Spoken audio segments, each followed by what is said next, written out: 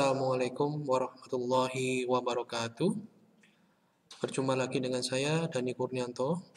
Pada kesempatan kali ini, saya akan membagikan tips seputar bagaimana caranya untuk mendapatkan ID Scopus. Terutama bagi rekan-rekan yang baru melakukan publikasi satu artikel dan itu terindeks Scopus baru satu artikel ya. Beda halnya dengan teman-teman yang sudah banyak publikasi dan itu terindeks Scopus, maka untuk ID Scopusnya itu bisa langsung dilihat di halaman browsernya pada saat kita melakukan pencarian author seperti itu.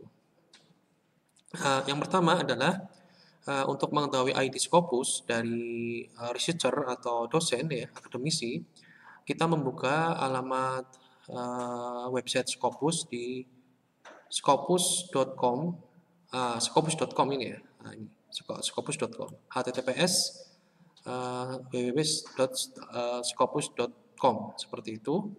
Kemudian kita lakukan author search untuk mencari profil dari author ya, profil dari author. Oke, kita lakukan author search untuk mencari ID Scopus dari seorang researcher atau dosen atau akademisi. Nah, di sini nanti kita harus mengisikan last name, first name, sama affiliation ya, atau affiliasi atau perguruan tingginya. Biasanya saya hanya mencantumkan last name dan first name saja ya, tanpa afiliasi ya.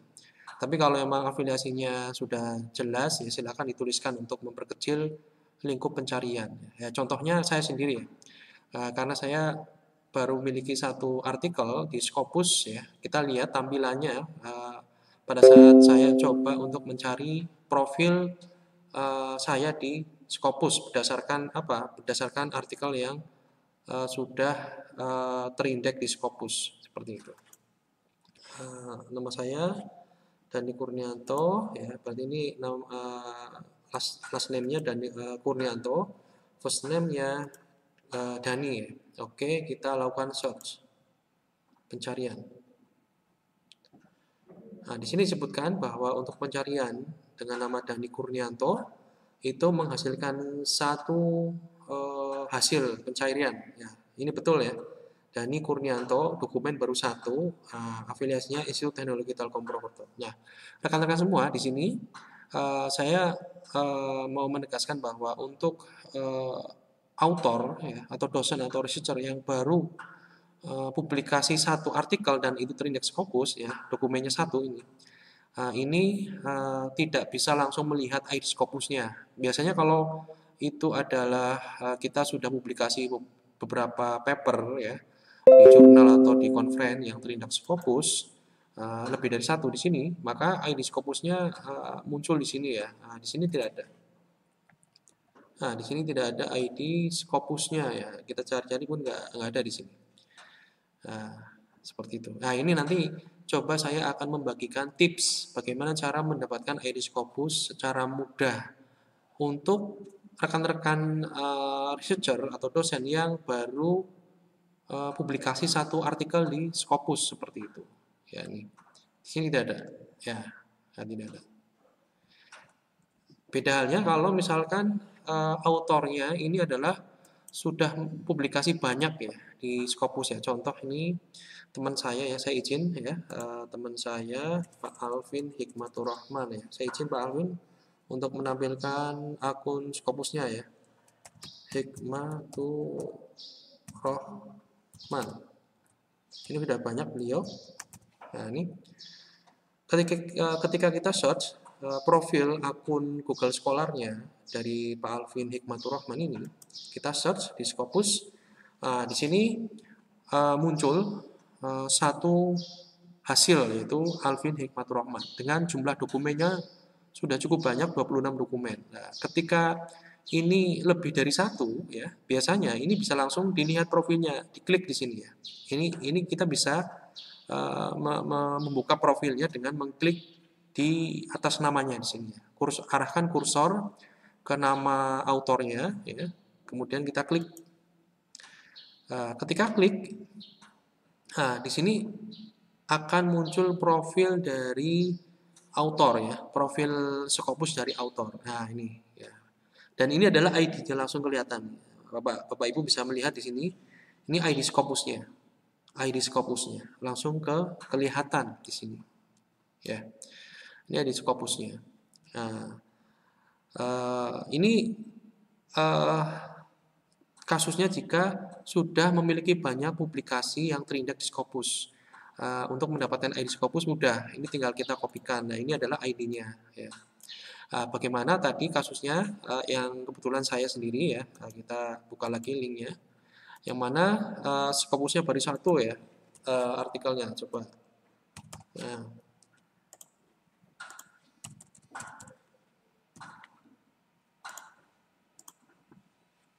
Nah, oke. Nah, di sini jika dokumennya baru satu, ini tidak bisa diklik Bapak Ibu ya. Walaupun kursornya sudah saya arahkan ke nama saya di sini, nama author.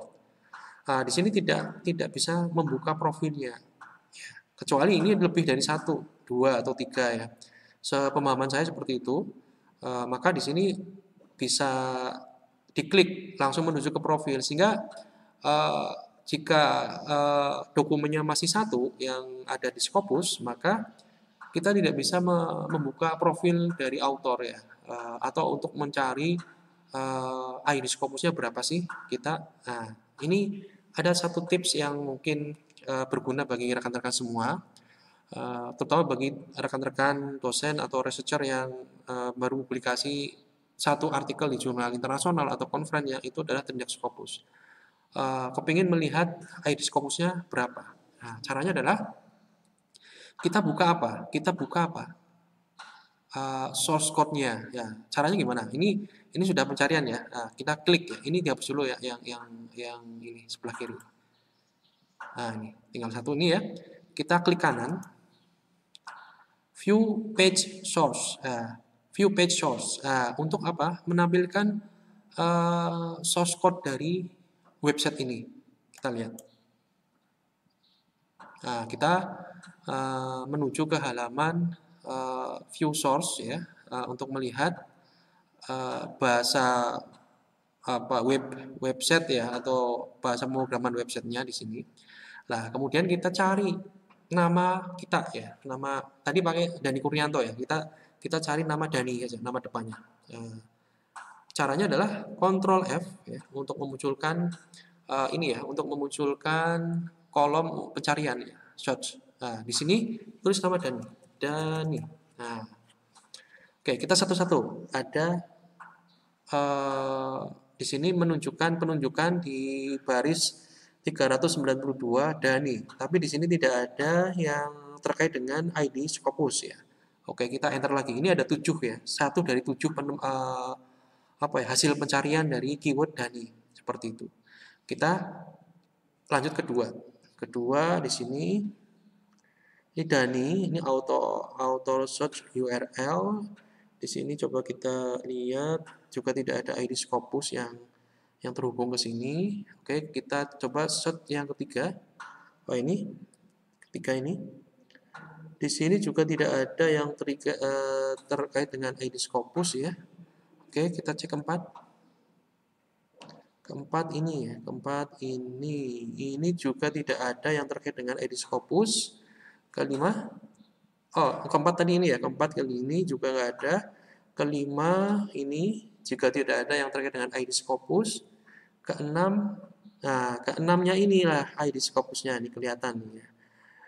Author ID ya, AU ID ya. Ini author, mungkin author ID ya, tapi yang jelas ini kita menemukan ID Scopus saya ini. Nah, ini ya.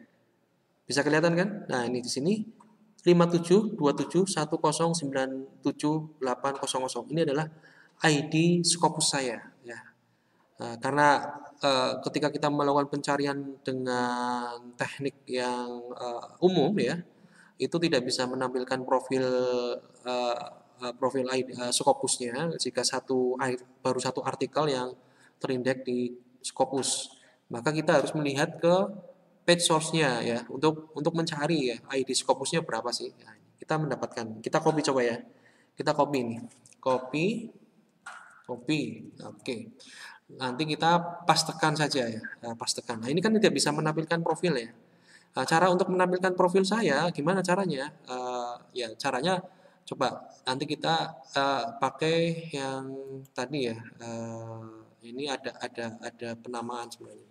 Coba kita buka lagi yang punya Pak Alvin ya.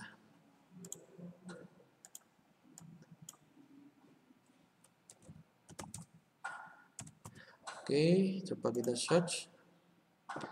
Kita buka profilnya. Nah, di sini. Nah, ini kita tinggal mengganti ID Scopusnya di sini ya. Nah, ini kan halaman profil Scopus dari Pak Alvin Hikmatur Rahman. Kemudian saya ganti ini dengan ID Scopus saya. Untuk apa? Untuk menampilkan halaman profil Scopus dari saya, Daini Kurnianto. Nah, kita enter. Ya. Nah, muncullah halaman profil Scopus dari saya seperti itu. Ini ya. Baru satu artikel di sini, baru satu artikel. Kemudian ini metriknya ya, metrik overview-nya ya, jumlah dokumen berapa, citasinya berapa, hak indeks berapa, nanti akan muncul seiring dengan banyaknya dokumen, banyaknya citasi dan hak indeksnya akan mengikuti ya. Jadi seperti itu ya.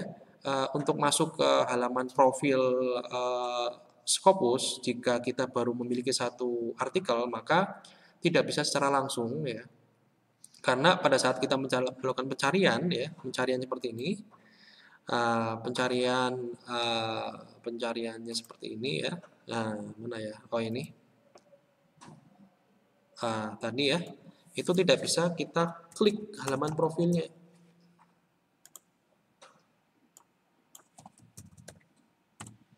Tidak bisa kita klik ya di sini. Nah, tidak bisa ini karena masih satu dokumen. Kecuali kalau ini 2 atau 3.